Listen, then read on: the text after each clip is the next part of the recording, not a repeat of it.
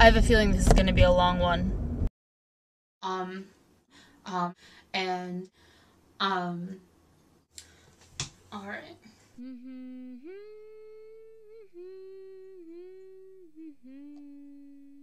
I arrived in San Francisco just about when the sun was setting. I drove over the Golden Gate Bridge, called my mom to tell her I was doing so. It sort of arose from the fog.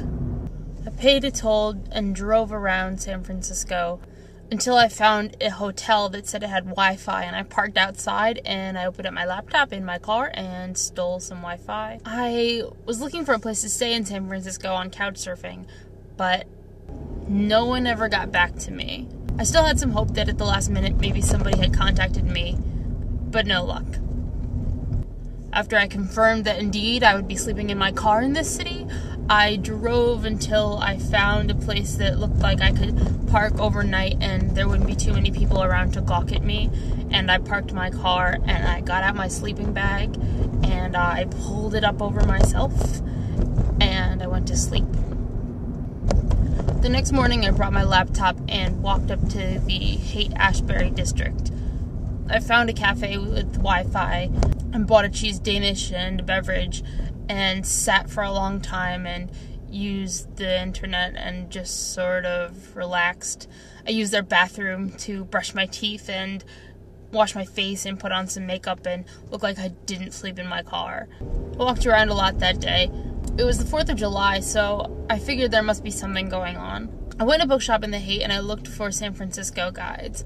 I didn't want a Frommer's or anything standard like that. I wanted a unique, sort of trendy guide to San Francisco, and I did find it.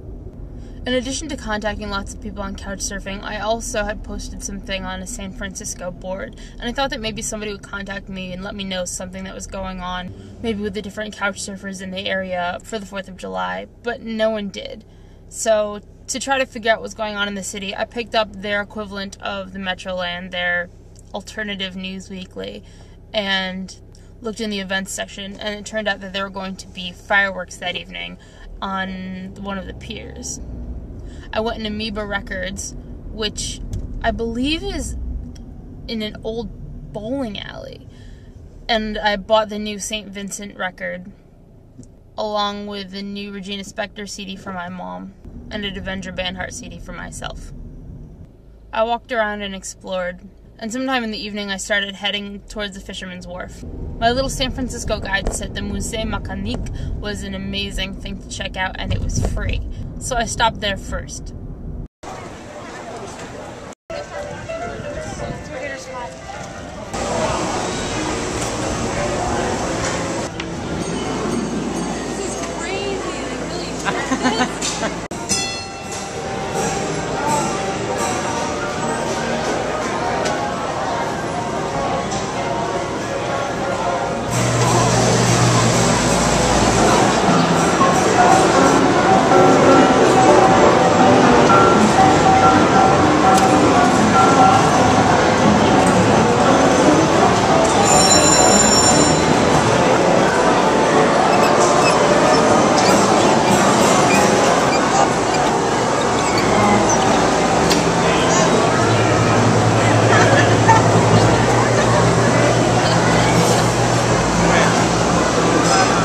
Mécanique was so cool.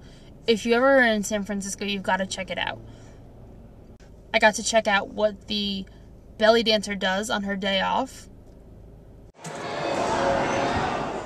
which apparently involves playing the ukulele in her underwear.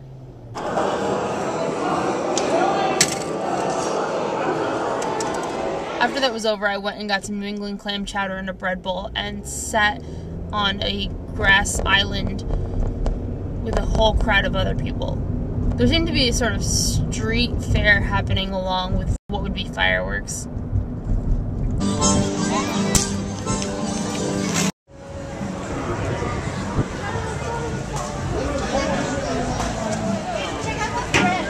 I know they have koala bears and crab And panda.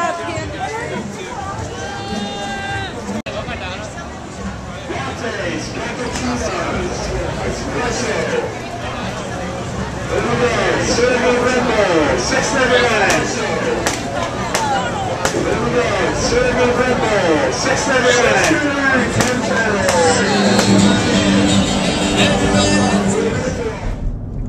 I gathered myself in the crowd of families and cute babies. As I shivered and wished I had brought something warmer to wear, I started feeling very lonely. I watched families cuddle together, and I started drawing in my journal about how I wished that I had somebody to cuddle with. There were some kids to the side of me who sounded like they had thick Scottish brogues. They kept turning to me and saying, "Sorry, sorry." And I would take it that they were apologizing for something, but I think it was like we say, "Excuse me." They would say, "Sorry, sorry, sorry, do you have a cigarette? Sorry, sorry, do you have a lighter? Sorry, would you mind taking a picture of us?" Soon I was talking with them. Happy 4th of July! And they were not Scottish, but they were Irish. Tell us about Ireland, okay? Ireland is very green and has lots of farms and sheep and cows. They asked me if the 4th of July was a really family-oriented holiday, and I said I suppose it was. You usually get together with your family and you have sort of a barbecue, maybe watch the fireworks. They asked this because they noticed that they were the only ones drinking at this event, and there were lots of children and babies around. I'm not sure if you weren't supposed to have alcohol here, but we were certainly not in the area where you did. And everyone does get drunk basically every night there. You know how people always slag the Irish, and it's actually true, it's ridiculous.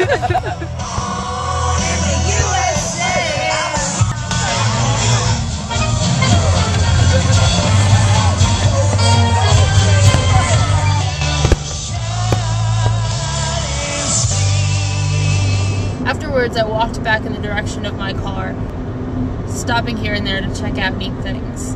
Reaching out, touching me, touching me.